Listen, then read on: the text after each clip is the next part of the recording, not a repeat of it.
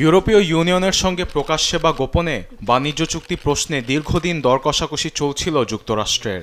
একটা চুক্তির আশা নিয়ে স্কটল্যান্ডের টার্নবেরি গলফ রিসর্টে অপেক্ষায় ছিলেন মার্কিন প্রেসিডেন্ট ট্রাম্প। শিডিউল অনুযায়ী রোববার সেখানে রুদ্ধদ্বার বৈঠকে বসেন ডোনাল্ড ট্রাম্প ও ইউরোপীয় কমিশনের president Ursula von der Leyen.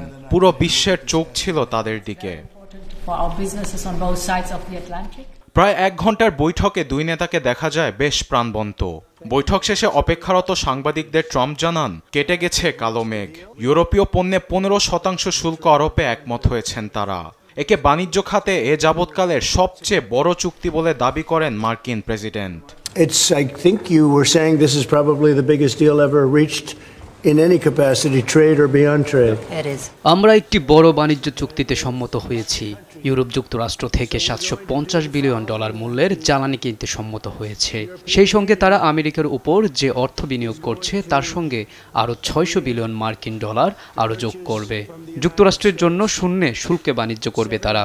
এছাড়া আমাদের থেকে সামরিক সরঞ্জামও ক্রয় করবে তারা। $750 billion worth of energy.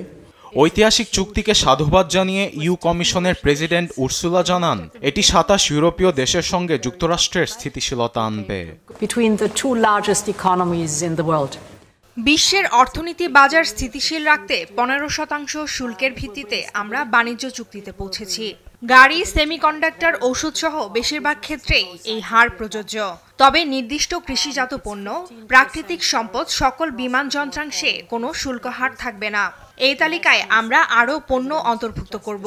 ন্যায্য বৈশ্বিক প্রতিযোগিতা নিশ্চিতে বাধা দূর করতে ইস্পাত ও অ্যালুমিনিয়াম নিয়ে সমন্বয় করা হবে। রুশ জ্বালানির বদলে ইইউভুক্ত দেশ এখন থেকে যুক্তরাষ্ট্রের জ্বালানি কম দামে কিনবে।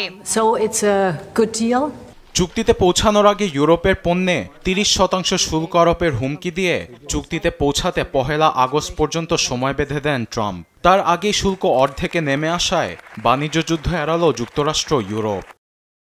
চুক্তিকে সাধুবাদ জানিয়েছেন ইউরোপীয় ইউনিয়নের নেতাদের পাশাপাশি মিত্ররাও। আরবেদ আফসার, নিউজ ডেস্ক, দেশ টিভি।